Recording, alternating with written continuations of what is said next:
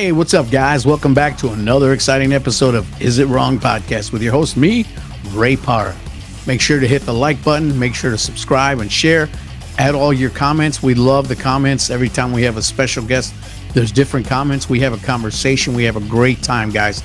Remember to get our merch. We got some cool t-shirts, some cool mechanic shirts, some hats, some buttons, some mugs, all kinds of real good stuff. But just stay tuned for today's guest. It's going to be a great one.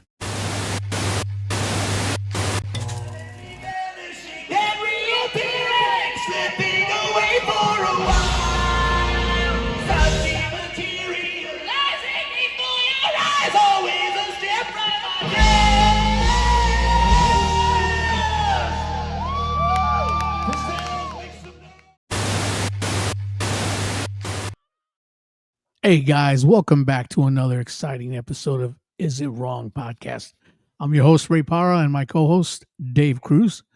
On today's episode, we're sitting down with none other than Luke Easter, the powerhouse vocalist known for his legendary time in Tourniquet and for his incredible solo career, which, from what I'm told, started when you were a little baby in church or something like that. Close to it, yeah. Luke's originally from the San Francisco Bay Area. He started his career in kindergarten, like I said. We'll get back to that later. And then from that, going on to performing all around the world with Tourniquet. Ladies and gentlemen, please welcome Luke Easter.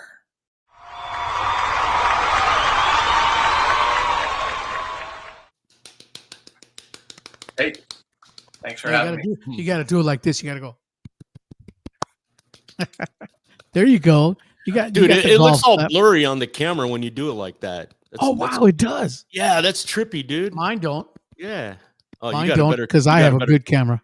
Yeah. How about you, Luke? I got a sucky one. How about you, Luke? Do that.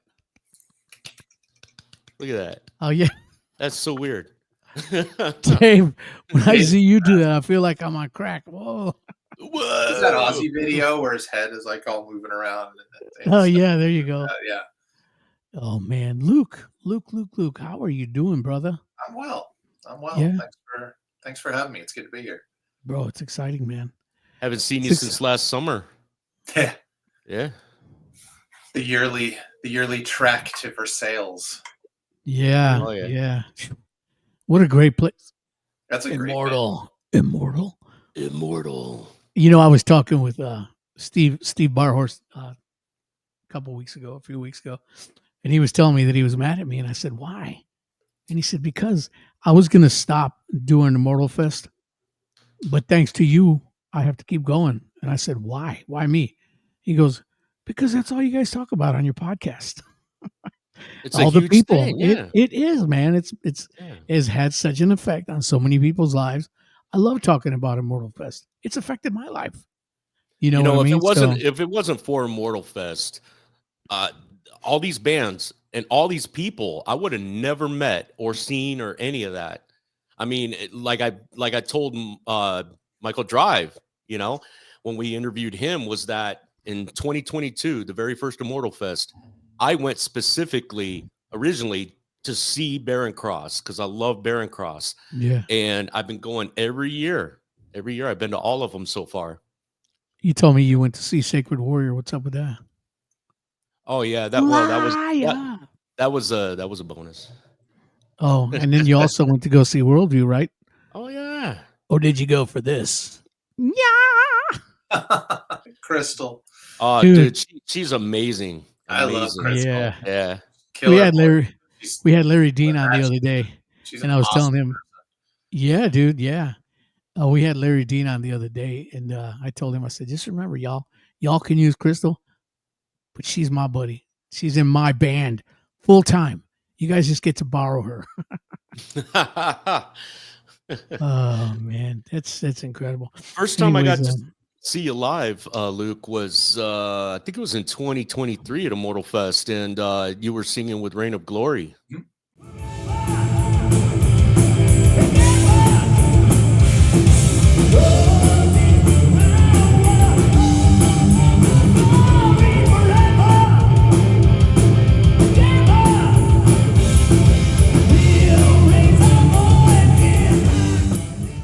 Yeah, that was awesome.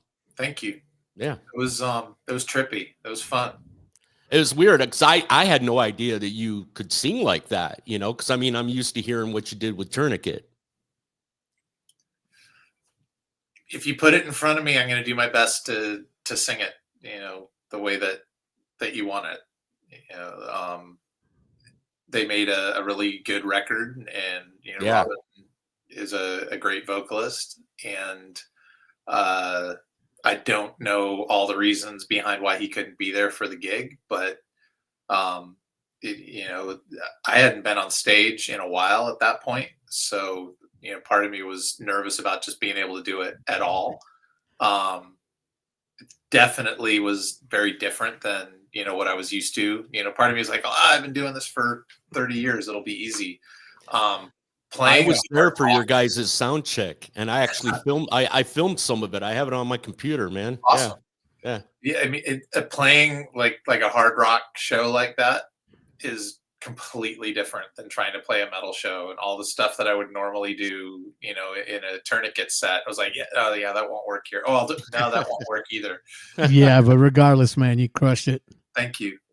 I was, you know, I just wanted to get, not in a bad way. I wanted to get through it, but mostly I wanted, you know, wanted Roger Dale and Nick to be happy. So, and they were off my bucket list. I got to play with Chaffin. So yeah. Oh yeah, no doubt. Hey, so let's talk a little bit about your career as a kid. Kindergarten. I think I found a picture of you. oh no, do we have that picture, Dave? Should. Oh, there you go. I wish. Look at that. He's all, hey, you know what? Banishing. Ironically enough, it's covering Dave in here, so that's how it should be, right? Love you too, Ray. Dude, kindergarten. I had a pencil neck and a bowl cut. And, oh my gosh! So nobody needs to see that. I'm glad there's none of that floating around out there. Yeah, but how? So what were you singing like in church choirs or? Not the choir, but I mean, in you know. Yeah, I was brought up in church, and went to Christian school. I've always loved music. I always liked to sing, and you know, they would do chapel, you know, every week, and the classes would rotate. You know, who, you know, singing, you know, doing like specials for chapel, and they figured out that I could sing on pitch really well and that I had a decent voice. And so I got a lot of solos starting, you know, in kindergarten, you know. So how old were you? 4. I started school early. Wow. So I'd sing solos, and I can't say that I know this definitively or because I remember it or anything, but I've been told repeatedly by people who knew me when I was a kid that parents would ask what class was doing chapel that week. So because they wanted to be there if my class was singing, because they wanted to hear me sing. Isn't that great? It's weird. I mean, who's gonna, you know, rearrange their schedule for, you know, some grade school kid? Well, you never know though. I mean, if people are into it, they're going to do it. Yeah, you know, but that's a lot of where I learned to sing. I mean, lots of hymns and lots of, you know, old you know, Americana type songs and stuff. It was a very very traditional, very conservative Christian school. So yeah, that's where it all started. That's great. And then after that, before Tourniquet, you had auditioned for American Idol? No. This isn't you right here? Like a virgin, touched for the very first time. Like a virgin.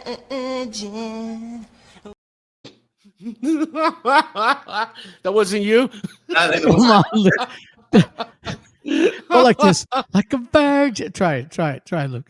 You got to do it with a wimpy, whiny, nasally voice. I've never watched an episode of American Idol. You're kidding me. I've never seen Idol. Well, I shouldn't say never seen. Bon Jovi was on there one time, so I TiVoed it, scrubbed up to where they played, and immediately deleted it. Wow. I've never seen Idol. I've never seen The Voice. I don't do those shows. So this isn't you either?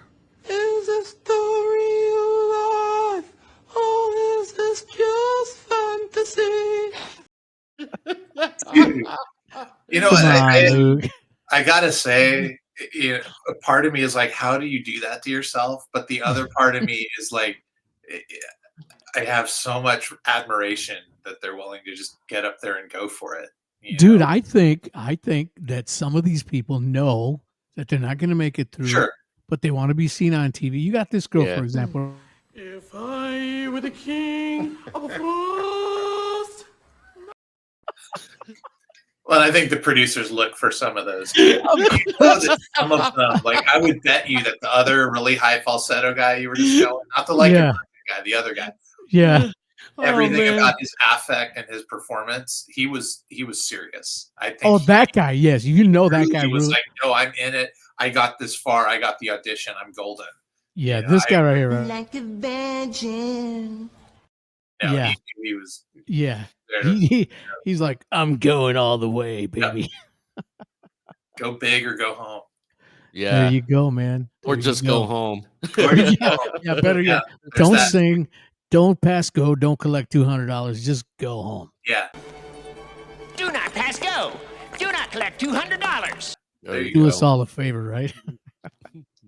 Oh my gosh. Go directly to home. So at what point, like I said, I'm going to ask you some of the same ones, but Sure. at what point after that, you know, you growing up and stuff, did you join Tourniquet, and how'd that come along? You know, I played in garage band with, you know, friends, you know, in high school and stuff, and kind of learned how to, you know, coexist in a group with people. Right. I played bass. That was really awful. I went through a period I didn't sing because I just didn't know that I could. It was like, okay, yeah, I did that when I was a kid, you know, but Oh yeah. you know, and then at a certain point, I just decided I wanted to go for it, and I got an audition for a local band in South Bay, San Mhm. Jose, and was in the band for a month before I sang a note. Oh wow. I convinced them that we should write, and that, you know, that would be the better approach. So by the time they finally heard me sing, I was kind of already in, and then they were like, yeah, you need some work. So I didn't know how to sing rock. You know, I could be loud and Right. pitch, but I didn't have any control. I didn't understand how to breathe. And the guitar player in that project, his mom had done, she was an opera singer. She'd done light opera. Oh So wow, that's she great. came to, this is truly the only thing close to, you know, vocal lessons I've ever had. She came to rehearsal, saw what I was doing, and when we took a break, she took me in the other room and explained everything that I was doing wrong and told me how to address it. And I'll never forget, she got behind me and she wrapped her arms around me, and squeezed, Oh and yeah. told me to breathe as deep as I could. Yeah. And once I, you know, it took me a couple tries, but once I finally understood what she was trying to get me to do, and I was breathing from my diaphragm, and I could bust her arms open, she's like, breathe like that. Yeah, bro. When I'm done doing a show, my guts hurt. Yeah. I mean, I hurt bad. Yeah. It's because that's what you do, you know? Yep. Yes. So that was a great thing for her to do for you then. huh? Yeah. So, I mean, you shape it all up here, but you're Oh, pushing yeah. it all from, Yeah, you know, man. I Yeah. mean, some of it, you know, I mean, some of the higher notes are, you know, the stuff that you've really got to push. It's similar to, you're pushing like you're taking a dump. You're just pushing it the other way. Yeah. Yeah. That's literally what it is. So you're saying why fart and waste it when you can burp and taste it? Yes. That is something that you have said. Yeah. Oh I mean, my gosh. I never thought of it like that. That's In terms of how interesting. you're pushing to, you know, to achieve a result. You just better hope you don't have to take a dump when you try to sing like that. That's yeah. Yeah. That just kind of makes you think of like, I feel your breath upon my face. I feel your breath upon my face. So you know, if you got that poop coming up, then you're like, oh, yeah. Who finds these clips, Ray? Is that you or is that Dave? And then you No, so so here's what happens. Here's what we do is I find things that I like and I send them to Dave, and then he has a plethora of things that he has that we can draw from, but he also finds other clips. We think about, okay, who's the artist we're going to have on today? What kind of things can we throw down? That one right there, I saved it, and this was the perfect time for it. You know, there's certain things that we do just on some shows. We'll play the same one a few times over, but we just come up with things. We say, all right, what kind of things can we do with Luke that we don't do with everybody else? Some, but then we throw down a bunch of clips and we pull up a bunch of pictures and stuff like that. And typically David does that all in the editing process, but I figured out a way when we can do it, part of it now. So we're doing that now, and it just kind of livens it up, because if we threw all this in later at the edited version, you're not going to see reaction. It. Right. Exactly. You're not going to see it till you watch the video. So we're not going to have your reaction. Whereas if we play it now, we're going to get your reaction, plus the videos there, plus we throw other things in, so it's a fun thing. We enjoy it. And so that's where I learned to, to breathe and have some control and stuff. And then, played with them for maybe, I think it was about 3 years. Oh, wow. We only probably played like maybe 8 shows. I think the most people I'd ever played for was maybe 100. That's big. But for a garage band, I mean, Yeah. But it's one of those things,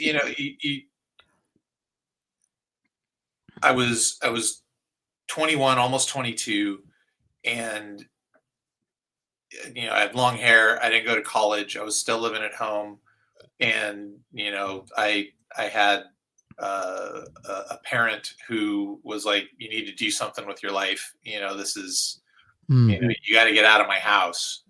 So you overstayed your welcome. No.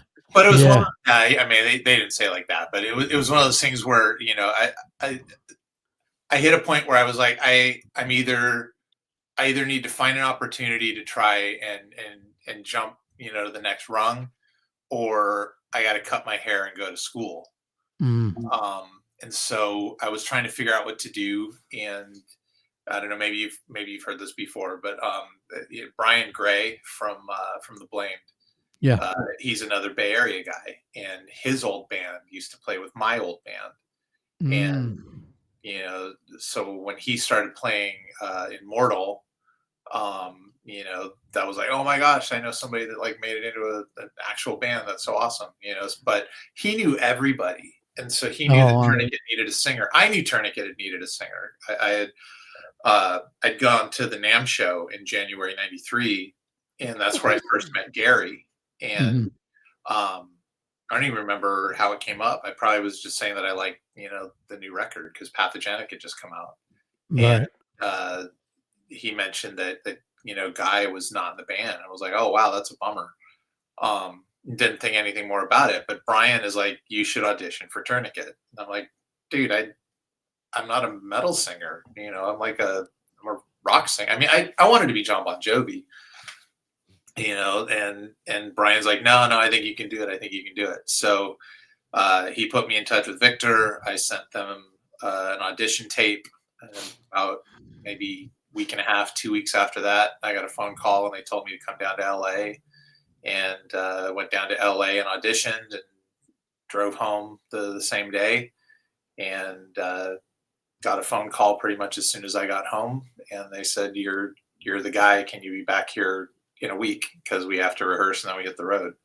Wow. So, that's cool. Yeah. That was the beginning of it. Wow. So, and when they told you were in, was this you right here?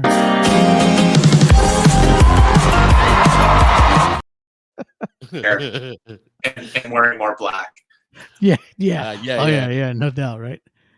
That guy stole your dance moves. Yeah, you're doing it again, Luke. You're like, no, wait, is it?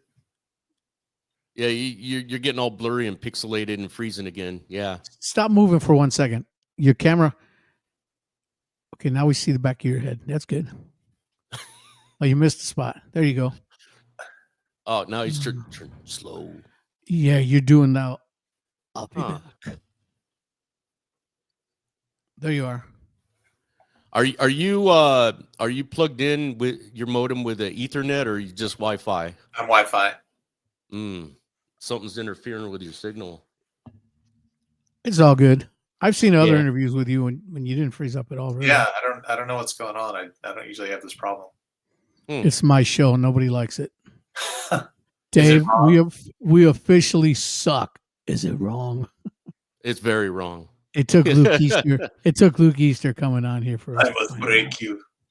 I must break you. I must break you.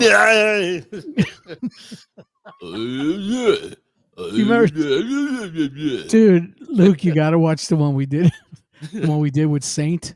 Okay. Have you seen that one? Yeah. Oh yeah. my gosh. Yeah. You did see that was one? Mayhem. Yeah. Oh my gosh. With Richard, every time I show that picture. Yeah. There's like 17 people in Saint, or it sounded like it anyway. Trying to follow Yeah. that show. Yeah. Oh, dude, what a blast we had, though. What a blast. Oh yeah. But so then you went on. Those guys the, are over in Germany right now. Yeah. Yeah. Ach, du Lieber. Yeah. Du lieber. Du lieber. No, aren't they in Fantastic. Holland right now or France or something like that? I mean, I know they're all over the place. Yeah. I think they were staying. I seen some of Matt's posts on Facebook. They were staying somewhere in Berlin. Yeah. Yeah. Yeah. So cool, man. Hey, Luke. So your work with Tourniquet, man, fantastic, Thank you. fantastic. Thank you. You want to talk a Yeah. little bit about the Tourniquet experience? You know, what you went through and stuff. I think I met you for the first time that summer. Mhm. You know, Drew Fisher was our road manager, and you know, it was the five of us plus Drew and a roadie / tech, Christian Peak, Christian, and yeah. we, you know, pretty much killed ourselves for 6 weeks. You know, but it was fun. I mean, at that point, I mean, the first show that we played was the Warehouse in Bartlesville, Oklahoma, and I don't know what the capacity was, but as I recall, it was pretty darn full, and that was the biggest show I'd ever played. Wow! At that point, right? And Drew, not because I was like nervous, but it just like didn't like click. Drew had to shove me out on stage. Oh wow! Well, because nobody knew who I was. It's before the internet. You know, so Right, people had heard there was some new guy, but you know, we didn't even, you know, shoot an 8x10 until 4 or 5 days before we left town. So nobody had any idea, you know, who I was. Wow. So, you know, I'm milling around the venue while everything's, you know, getting ready to go, and we would open.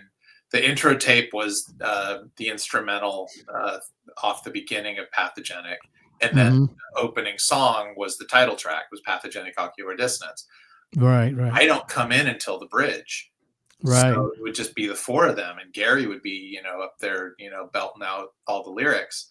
And then I'd come out at the bridge. So, you know, it's after Victor does that really heavy, you know, bass, you know, breakdown thing. And so that's happening. Boy, Victor, yeah. I'm over in the wings. I'm just all like, yeah. And Drew like, hey, aren't you supposed to be out there? I'm like, what? You're supposed to be out there. I'm like, oh yeah. You know, he just gave me a shove, and I'm, you know, that was it. After That's that, great, like, man. yeah, but this is what I do now. So, yeah. You talk to Drew anymore or no? I'm connected to him on Facebook. I owe him a phone call. He sent me his phone number recently. I love that guy. Yeah. You know what's funny is I was talking with George Ochoa yesterday, and he goes, dude, I got to call you back. I said, why? He goes, I'm getting a call from Drew. I'm like, oh, man, tell him I said, hey, you know, I talked to him once in a great while. Great dude, though. Uh-oh. Which was Say that again. Say that again. We lost. Oh, I've heard a rumor that Drew is threatening to move to Nashville. He is. That's what George was telling me yesterday. Would be awesome. I would love to be able to see Drew on everyone. Yeah. Terry and Todd also. Oh, yeah, man. Dude, that's my boys. That would be really good. Yeah. But I can't move out there. I just built a new house. So with your bare hands? You don't have bare hands. You have human hands. I have human hands, bro. Come on. Look. I have human hands and human fingers. They look like big, good, strong hands, don't they? But yeah, with your bare hands, I like that. But yeah, so that's cool, man. So that was your first gig, and then you just went on and just did it played. Just shy of 23 years. So wow, that's from what I hear, that's a long time to be in a band. Yeah. Yeah, it is, especially consistently. Yeah. Yep. So you have bands like, Queensryche and Dream Theater and stuff like that. They've been together for years, but they go through different players too, but no, that's really good. Yeah. Hey, so after Tourniquet, you did your solo career, that Pop Disaster. That to me, what completely different than what you did with Tourniquet. To me, it's a little mix between rock and roll and country. I'm a little bit country, and I'm a little bit rock and roll. And listening to that record, See, the songs, country thing. Yeah, Brian has mentioned that to me before. He put it on in his car, and his kid, said, "So you listen to country music now?" I'm like, yeah, dude, I totally get a country feel out of that. You don't? I mean, you wrote this stuff. I get it. So I didn't set out to write something that sounded country. Right. But I guess maybe a little bit on the opening cut, but no, I don't really hear country on there. Americana, maybe, but yeah. semantic. What was? Yeah. There you go. So what was like going from Tourniquet to that? What inspired you to go that route? Is that just like your old roots, or something you've always had in you, or? Melodically, that's more how my head works. And so if I sit down and write a song, some of it I leaned into trying to be as different as I could from what I had done. I don't understand like Bruce Dickinson. Dickinson's done the Maiden thing forever, and then he does these solo records, and they're a little bit different, but they're still basically metal records. Why? We get to hear that on every Maiden record you've ever done. Right. It's not to put down, the stuff he's done. That's still it's really good stuff. But right.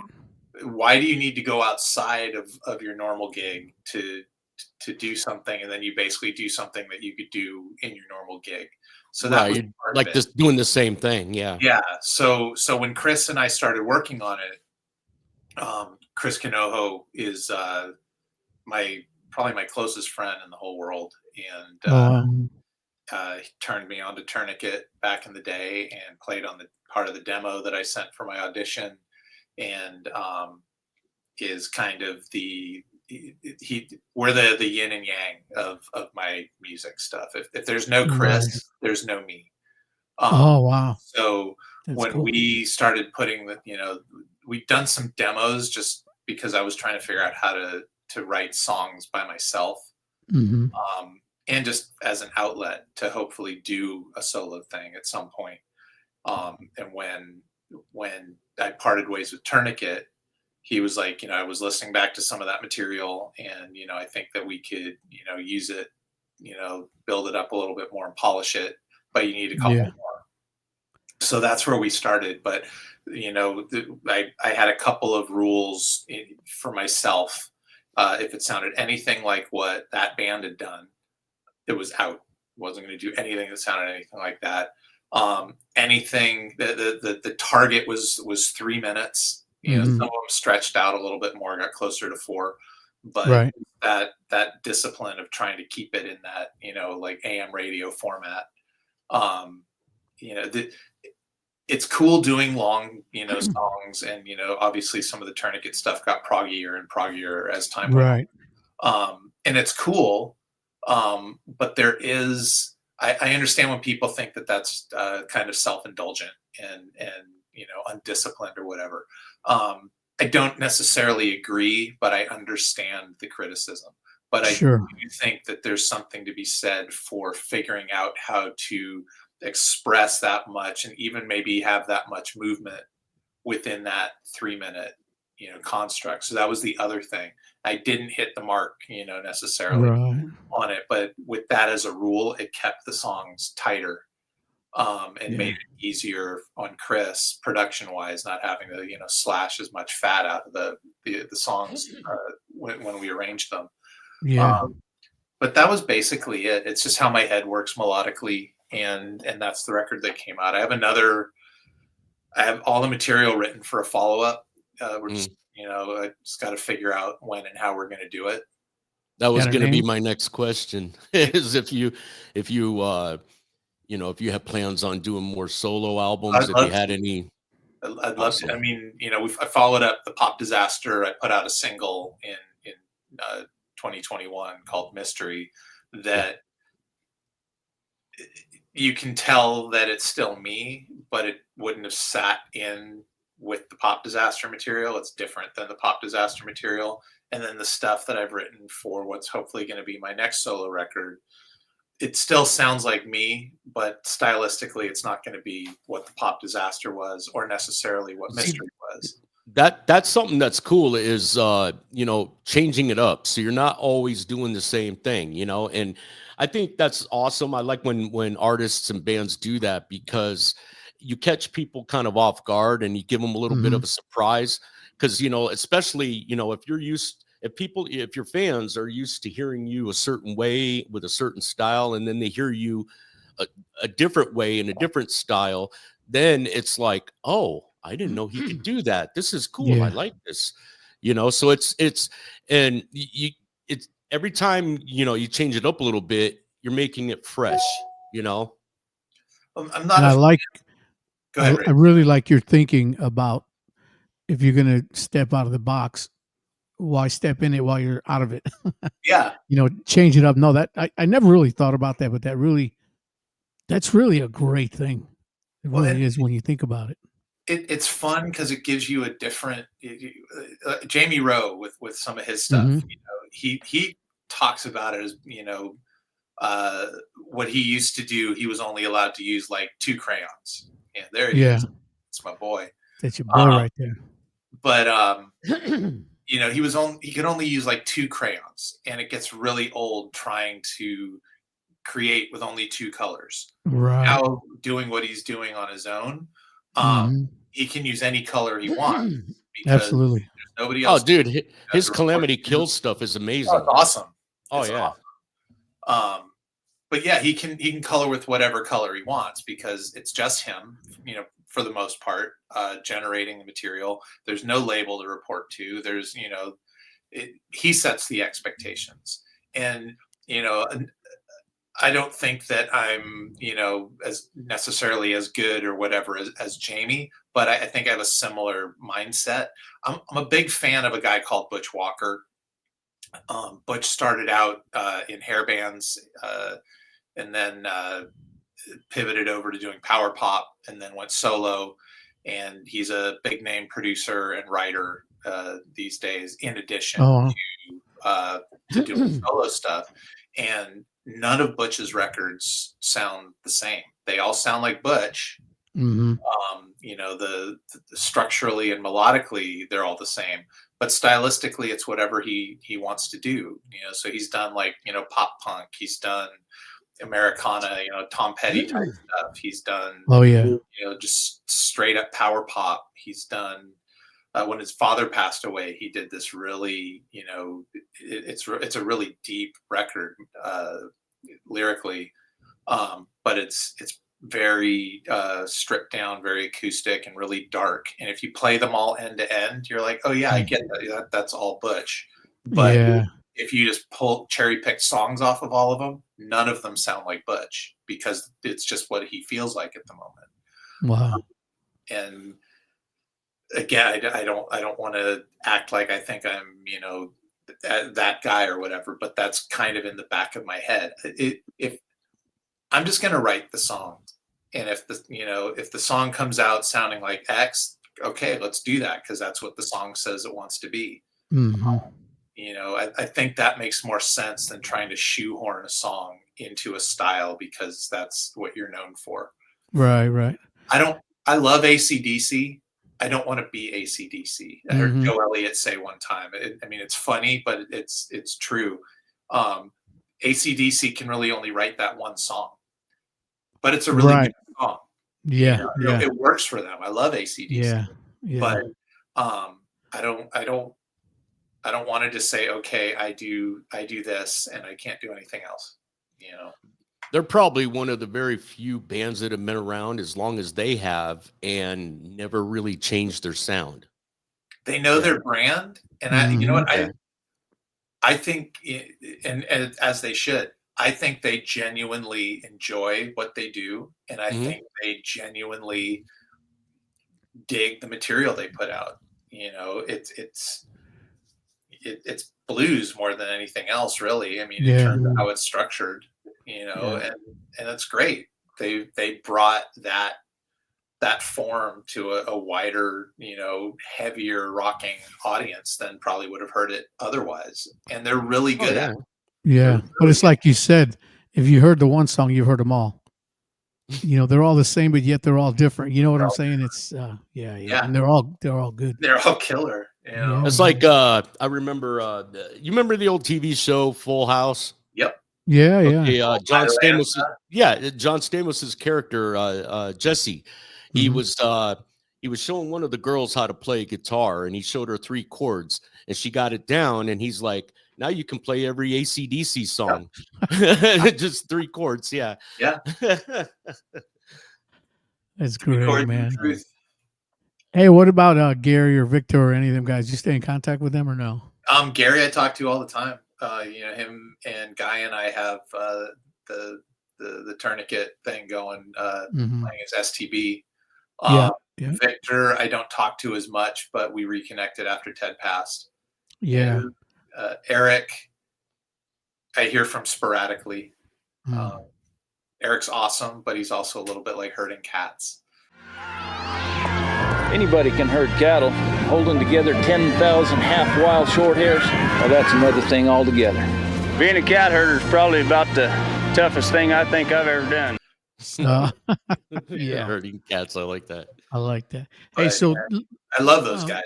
I so much of what I do and so much of my life over the past 30 years has been linked in some way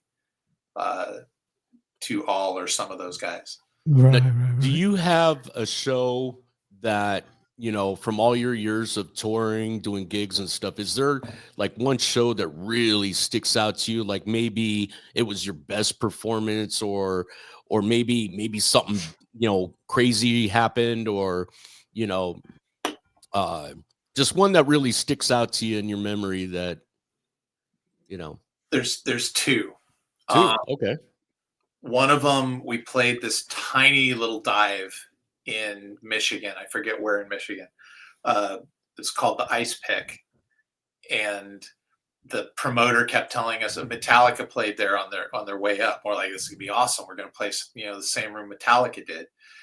We get there and it's a room that's probably about the size of one of the dressing rooms at Immortal. Painted black. Huge, huh? Huge. With a tiny little corner stage that's maybe 2 feet high. Oh my gosh. There was, I think it was a 6-channel PA and 3 of the channels were blown. Oh my gosh. So there was a mic for Gary, a mic for me. You can blame Metallica for that, right? Yeah. I think we mic'd the snare, but it was we, by the time once we sound checked and we saw we were playing, we're like, this is gonna suck. But it was probably one of the best shows, not just on that run, but just one of the best shows we played up to that point. It was packed. Wow. And by like the second or third song in the set, the walls were sweating.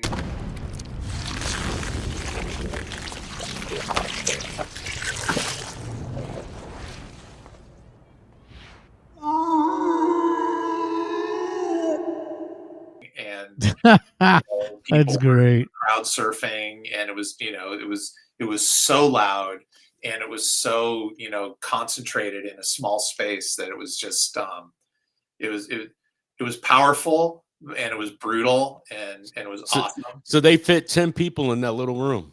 They That's probably, including you guys. No, Dave, he said it was packed. There was 11 packed. people There was in at there. least Oh, there was 11 people. Yeah, there you go. There was 15. No, yeah, I can Um, see Luke counting as they're coming in. Let me see. There's 1, 2, 5, 4. That's kind of how I count too. hey, me too. I can only count to 4. I can only count to 4. I can only count to 4. I can only count to 4. That's awesome. Yeah, he's standing by the door with the little clicker thing that they have, you know. And The guy with the tickets, right? the other show would be the first time we played the Flavo Festival in Holland. Oh, nice. At that point was the biggest show that we'd ever played, and the crowd went completely postal.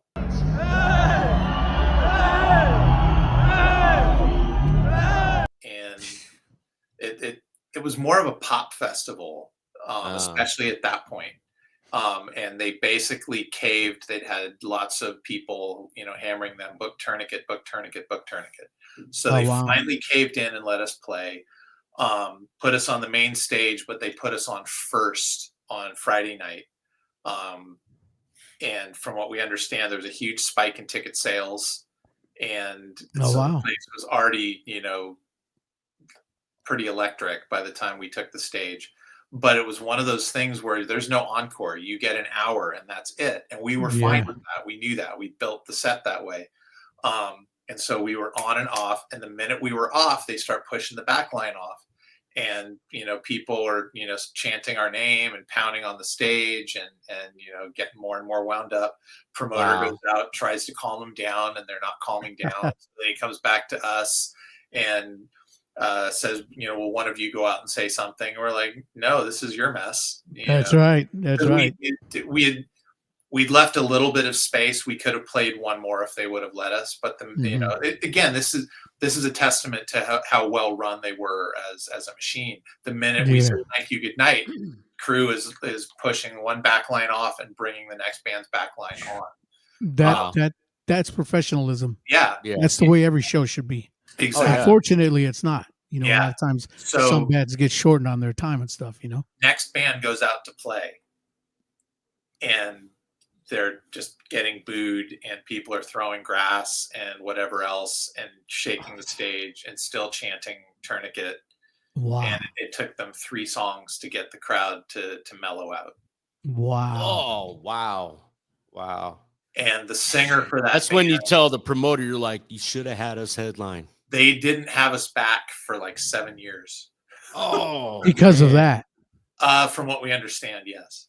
But it was, that was their fault, not yours, though. Yeah, but again, I mean, they're used to dealing more with, like, you know, pop and rock. Oh, well, yeah. And you know, there was a circle pit, and you know, there's people throwing sod. There was people that had come in from all over Europe just for that performance and left. And they all looked like us. You know, so, you know, to be fair to them, I don't think they quite understood what they were in for when they booked us, and they didn't know how to deal with it. So it took, you know, a lot for, you know, them to get enough demand to say, okay, we'll try this again. Yeah. I had something weird like that happen. There was a band. It was a secular rock band that I was in 2005 when I lived in Albuquerque. Very first gig we ever played. We played at a bar, and the place was mostly known for blues bands. And so we told all our friends. Somehow the word got out, and we came, and the band had only been around maybe 2 months at that time. We have 5 songs. That was it. And so we were just going to play the 5 songs. And by the time we were done with the 3rd song, I was the singer, and somebody from the bar came up and said, "You guys need to stop. You need to stop. You're done." Dude, we had the place packed, and the barmaids, they couldn't keep up with all the people and all the drinks and everything. It was crazy. But yeah, 3 songs. It was, and they told us to stop. The singer for that band he spoke at Metal Meltdown in the UK a year or two later. Mhm.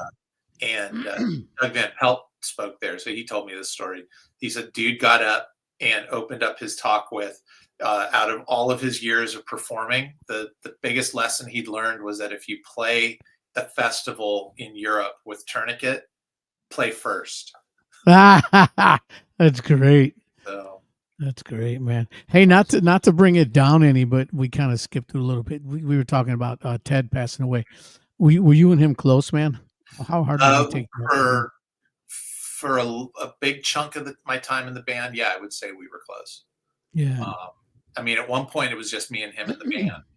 When we did Where Moth and Rust Destroy, it was literally just him and me. So yeah, I would say we were kind of close. The best way to describe it is we were really good friends until we weren't. Yeah. So yeah, and I know everybody took that one hard, man. It's still, I mean, it'll be. I remember one in August, and it still is like, that can't be real. Yeah, I remember one of my buddies shot me a text. All of a sudden, 2 minutes later, I got another one, then a message, then another message, and then it's like everybody found out at the same time. It was crazy, man. Yeah. Crazy, man. Yeah, I mean, I know that a lot of what I know about performing, recording, songwriting, all of that, obviously I've learned from everybody I've ever worked with or played with, but aside from Chris, Ted is the one that I've worked with the most consistently for the longest amount of time. So a lot of him is in my DNA musically, especially when we're talking about metal stuff. So yeah, I mean, it's a huge loss, and it just came out of nowhere. And it was similar. I woke up Saturday morning and checking my phone to see if there's texts or what it is, just normal. And there's this text from Gary, that Ted was gone. I'm like, Ted who? And he's like, Ted Kirkpatrick. Check Facebook. I'm like, what? And sure enough, it didn't register, right? Yeah. No, because it was like, how? No, that's not a thing. But sure enough, he's gone. So, I feel for Christy, his wife, his siblings. I can't imagine. I know the hole that it left in my life. And we hadn't been that close for a while by that point. So I can only imagine the gaping hole, that his absence. Oh yeah. Because now you're never going to get another chance. Yeah. Well, I mean, for his family, his siblings and his oh wife. yeah. So I mean, if it's like here for me, it's got to just be off the charts for them. So yeah. It's tragic. I mean, that's the only way to. It's the only way. Thank God for salvation, man. Yes. Yes. We have hope in Jesus, man. No matter what we face, And and that kind of brings me to my next question: is, I know with Christian bands, how do you feel? What the importance of? Do you feel like in writing lyrically, should there be more for Christian bands, more of a stronger message of Christ and salvation versus just entertainment? I had this conversation with Larry Dean the other day, me and Dave did, and this is something that came up. What are your feelings on that? You think that Christian bands should have a good balance between ministry type songs and just entertainment type songs, or do you think it should all be one or the other? Or what is your feelings on that? I'm not an altar call guy, and neither are we. Correct. I'm not a guy. I didn't get into a band to be a preacher, but I do believe that, like that's the scripture says that where your treasure is, that's where your heart's going to be. And so well, like for myself, if I'm writing a song, I don't sit down thinking about, am I writing a Christian song or am I just writing a song? I just write songs Right. because I believe it's two things. I think if you lean too hard into trying to make something into something, it loses its impact. Right. But I also think that that what's inside of you is going to come out of you. And so, you know, I'm known for working in the Christian, marketplace, quote unquote. I've never looked at any of the work that I've done, whether it was with Tourniquet or anyone else, as, oh, this is a Christian record. I've made records, and I've hopefully, whether it was me singing something that Ted wrote or, something I wrote, I've just tried to be genuine and trust that, that my faith is coming through in my material. You know what I mean? Like the pop disaster. I forget who I was talking to somebody, and they asked me if it was a Christian record, and I'm like, no, but it's not. It's a record. Right. Either, a pastor friend of mine told me it was, that record is kind of like, it reminded him of Ecclesiastes, because it's just all about love and loss. Yeah, man.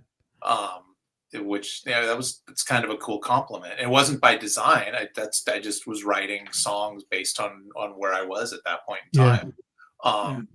But I bookended the record with, Life Goes On at the opening and Sleep at the end. And in a lot of ways, those songs thematically are the same. Just one is more, upbeat and exultant, and the other one is a little bit more mellow, resigned and mellow. But they're both saying the same thing, right. You just keep going, life goes on, and there's nothing, all you can do is just keep going. And I think that's one of the people get off on all kinds of other things, with Christianity, whether it's the politics or social, all this stuff. At the end of it, it's about it. You pick up your cross and you follow, and you just keep going. Yeah. And you look at fall down, it's how many times you get back up and keep going. There you go. You look at bands like Skillet, Saint, Theocracy, or even August Burns Red. I don't know if you ever heard them. They're like a metalcore band. They're all doing the same thing, but just a little differently. I believe, like you said, you can overdo it. Sacred Warrior, we're known for just singing Turner Burn type stuff. That's what we've been known for, and that's why I've gotten away from that a little bit, doing other stuff. But as we're doing the new stuff, it's kind of a little bit of the same. But I think it's good for bands to do a plethora, if you will, of things. Talk about the Lord, talk about good things, talk about happy things, talk about there's a good beginning and a good ending, and not necessarily have to be all turn or burn stuff. Exactly. There's a lot of great music. Write songs about life experience too. Yeah. Well, you look at the Bible. The Bible isn't. Yes, the Bible there you go. is the totality of the gospel, but at the same time, it's not just the salvation message. There's some history in there. There's some, some poetry in there. There's some speculative fiction in there. I shouldn't say fiction, but there's speculative stuff in there. Fiction is that was a poor choice of words. There's arguably, erotic elements to it. My favorite, and stuff like that. But wait, did you say erotic? I feel your breath. So is it wrong? Yes. Is it the love doctor? But when it gets that one-dimensional, and again, not throwing anybody under the bus, not anybody's stuff, but if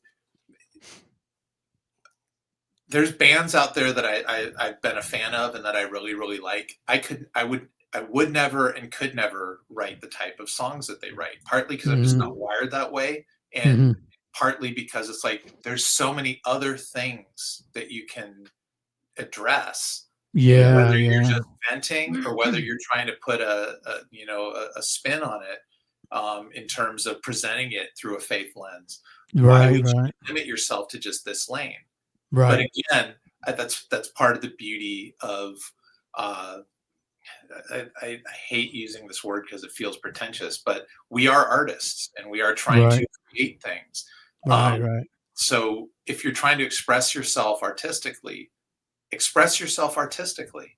Sometimes it's going to work. Sometimes it's not. Sometimes it's going to be an overt, thing of, this is what I believe and this is what I think you should believe as well. Other times it's going to be more subtle and just be like, hey, look, isn't the sky pretty today? Yeah. Believe in that. Absolutely. In the beginning, God created. There's no sky without him. If you're acknowledging the beauty of creation at some level, especially if you're a believer, you're acknowledging God. Yep. Hey, here's a weird question. I want to start asking this of people because I think it's a cool question. I hate the term supergroup because, when I did Worldview, they're like, oh, supergroup guys from Warrior and Vengeance of Deliverance, but if you could form a supergroup, who would it be and why? Who would the players be and why? I mean, I've kind of, it doesn't get more super in some ways than the band I was in. I mean, we had a lot of turnover, but I mean, Gary, Victor, Ted, Eric, it's not going to get much better than that. That's good, man. But at the same time, I mean, I had a blast doing the Reign of Glory thing. When Roger Dale reached out to me for that, I was like, really? I didn't know you even knew who I was. And Chaffin. I mean, Nick is great. I don't know that I'd ever want to do the supergroup thing. Well, that's why I said if you could, not that you wanted to, but just it's a hypothetical thing. Or does it have to be people from our scene, or can it be anybody? Oh, it can be anybody, any scene, any person, anybody. Like if you had an opportunity to even just jam with somebody that you had never jammed with before, who would it be? Mike Portnoy, Billy Sheehan, Portnoy, John Petrucci. So basically, part of Dream Theater and Billy Sheehan. Yeah. Wow. That's a good one. Because as I'm asking you this question, in my head, the first name that popped up was Michael Portnoy. Yeah. That dude is phenomenal, man. Phenomenal. I mean, I'd throw Marty in there, Marty Friedman. But yeah, Marty Friedman, I've been blessed to, do some stuff that Marty's been involved with before. So I've kind of already ticked that box. Petrucci would just be because him and Mike lock in, and it would be fun to play, with that caliber of player. Sure, man. Sure. But if I had to pick between Marty and Petrucci, I'm going to pick Marty. Yeah. Outside of music, what makes you tick? What are you into? Movies, books, not going outside.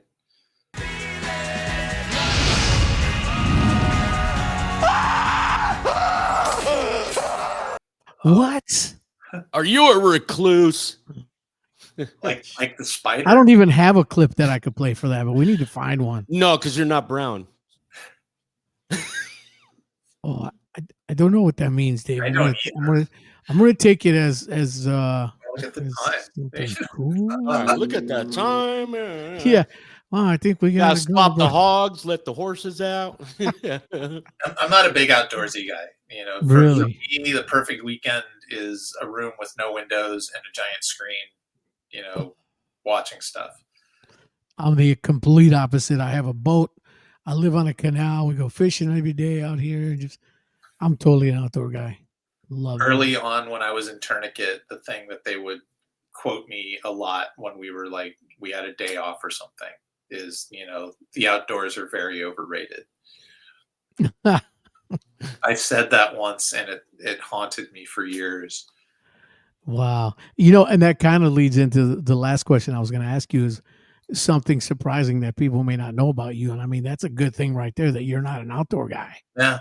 That you basically, wow. Outdoors are something that you endure. So you leave your house and you endure the outdoors to get in your car so that you can go to wherever you're going and then put up with the outdoors long enough to get to wherever you're going.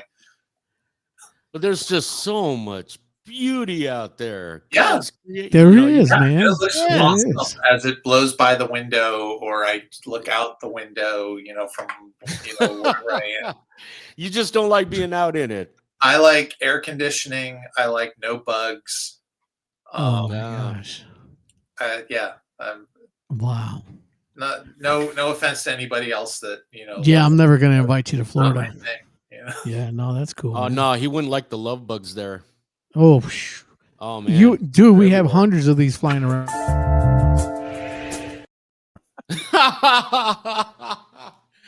Oh, and they're attached at the butt. Oh, and when they, another are you interesting. familiar with love bugs? Sorry, Luke, are you familiar with love bugs? I'm not. Them jokers fly around attached at the booty, and when they hit your car, and the sun bakes them to get them off, it eats your paint. So we have a product here that we put on our cars to keep that whatever they're made out of from eating your paint on your car. It's the craziest thing. These freaking bugs. I heard that they were created in a lab somewhere and got out. It was an intention. It was an intention to create a bug that could get rid of mosquitoes. Yeah, but it didn't work. Now we have tons of them and tons of mosquitoes. But the good thing is they only come around twice a year, or once a year, I think it is. But it still sucks. We get cicadas here, and they just shriek Oh, in the summer. Every year? It's the last 2 years. I mean, I've only been here 2 years, but the last 2 years, yeah, they and were it, here it last it's year, it, really and it's bad. in the summertime too. They come Yes. out in the summer. Yeah. And you hear all that flapping of their wings and stuff and all that. Oh yeah, dude, it's the same thing here in Missouri too. They're Yeah. so creepy. Their eyes are scary. Oh, I know, right? They're just like And- big and and then- red, and dead. And then they shed their skin like a snake, and you see these crusty Yes. like outlines of their bodies stuck on trees and stuff. Yeah. Yeah. You can have that crap. I'd rather. I have think that we've gotten them here, than I paint. think like once or twice, but then that's not an every year thing. No way. Yeah. I'd move. No, I wouldn't. I love Florida too much. Dave, Dave, you got any more questions? What's Are that? you originally from Chicago? Originally, yeah. Okay. But I've been in Florida now 29 plus years. Oh wow. Yeah, so I'm a Florida boy. Right on. 4 of our 6 kids were born here, Wow. and our dog was born here. Your dog. My dog, Dog. Dog. he's over there in the car. The Bears. Park the car in the Bird. yard. So all right, so look, people who know me already know this, but I'll tell you is I grew up a Bears fan, and through the years after '85 when they won that Super Bowl, they've sucked ever since then. Yes, I said that. I know I have a lot of Bears fans who watch this show, but I remember the sorry. Super Bowl shuffle. That's right. That's right. But I got tired of watching football where I wasn't enjoying it anymore because we were always getting our butts kicked. And I had always been a fan of Green Bay. So about 30 years ago, I jumped on the Green Bay wagon, and there I stay. So I'm a big Green Bay fan. I couldn't even tell you any of the players in the Bears right now because I'm not a Bears fan anymore. But Green Bay- your wife Green is a Bay- Chiefs fan. My wife's a Chiefs fan. Yeah. There's a lot of arguments about that in my house. No, not really. We don't argue. But yeah, I support her when the Chiefs are playing, as long as they're not playing Green Bay. There you go. I root for the Chiefs. But you got a football team, Luke? No, No. I couldn't name one player. Are No. you into sports at all? No. No. Wow. You know what? Hey, Dave. Goodbye, Luke. Anyway, so you don't like love of sports. Come on. Anyways, listen, Luke. Dave, is there anything else you got today? Hit me, Dave. I think we covered a lot, man. Yeah. Yeah. This has been great, dude. Thanks for having me. Luke, Yeah, you're dude, a great absolutely. dude. Really Yeah. was looking forward to this, and you've made it fun. Hopefully, we didn't make too much fun of you. Oh, I did have one Um, thing I wanted to say to Luke is when I met you at Immortal Fest, I had you sign some Tourniquet CD covers, and I remember I had Antiseptic Bloodbath. Yep. And you were telling me how you hadn't seen that in a long time. No.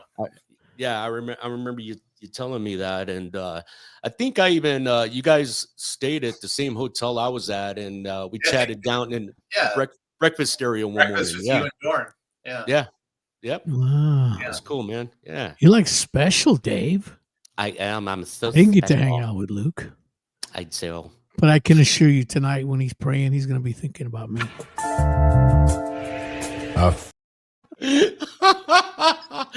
Oh, Wrong on so many levels. That's just wrong in so many ways. It Is it is. wrong? Yes, very wrong. Very wrong. That's why we titled this "Is It Wrong?" Because we have a lot of "Is It Wrong?" moments on this show. But Luke, it was a pleasure having you on here, buddy. Thanks for having me. We'll get to hang out at Immortal, hopefully. Yeah. Yep. And I'll be there. What do we got? So STB, we're playing March 29th. 29th? Yeah, 29th. who are you playing with? 29th. That's next weekend, dude. Yeah, next Saturday. Wow. Like the Dark Festival. It used to be Bob Fest.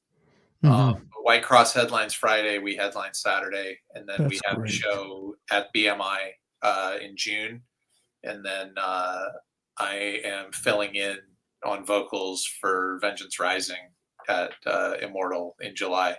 I heard. Nice. I heard. That's going to be crazy. That's the next big rock. I have. Maybe if we do the flood, you can do that one with me. Yeah. Can you sing like Roger? No. Just before the flood. When they asked me to do it, I was like, "You realize I don't do that, right? Yeah. I'm not gonna sound anything like that." They're like, "No, that's fine, that's fine." But I've been like, really focused on on the set for next weekend. How do you even prepare for a set like that, bro? For the Vengeance set? Yeah. I don't know yet. I've got it all set up as a playlist on my phone, and I've listened to it a couple times, but Mhm. I'm still figuring out how I'm going to do it. As a once I get past this Tourniquet show, Yeah. then I'll really start applying myself to the Vengeance set. But yeah, I have no idea what I'm going to do. I'm going to do it, and hopefully people are going to dig it. Hopefully they're going to be happy. No, it'll be good. I'm sure. Oh, yeah. I'm sure it will. I like a challenge, Yeah. So part of me is like, really, Vengeance? I got to do this. Well, I got a challenge for you, bro. Okay. If I get to see you at Immortal, I really, really, well, I'm sure I'll see you, but I really want you to learn this dance for me.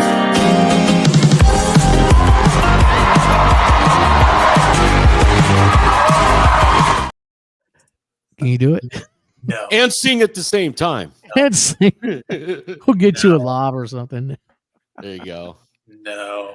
Come on, bro. You said you like a Is it wrong? challenge? Yes, it is wrong. That's not really. I think it'd be That'd cool. be awesome, because I tell you right now, ain't nobody would be expecting that. Right? That's true. Maybe I'll try and learn that choreography and do that in Sweden. Dude, There you go. bro, do it. Do it. But videotape it, because I'd love to see Dude, it. I wouldn't have a band anymore. They'd be like, "Yeah, you're done. Go home." Yeah, they'd be like, Luke who? Luke who? Where's Jamie? Somebody got Jamie's number. Burn all the recordings of that. Oh man. It's Well, been bro, awesome, listen, man. Yeah. Yeah, man. It's been great having you on here. Like I said, I hope we didn't mess with you too much. This was fun. We like to have a good time, bro, and make it different. And I say this every time because I really want people to understand this. Our show, Dave and I, when we set forward to do this, we said, let's just make it fun and make it where people feel like they're just chilling with us, having a conversation. And that's, we thrive on that because we want to be different than every other podcast. You know what I'm saying? Yeah. Still, I don't think we asked a lot of the same questions that other people did, but we did ask some, and we ask our own, and we just have a good time. That's fun. It was a conversation. It felt more like just a hang and a conversation than, let's interview this guy. Yeah. That's it. Fun. I enjoyed this. Yep. If you watch any of Joe Rogan's, although they're pretty vulgar, most of them, but that's the same with them. They're just chilling, man. They're just having a conversation.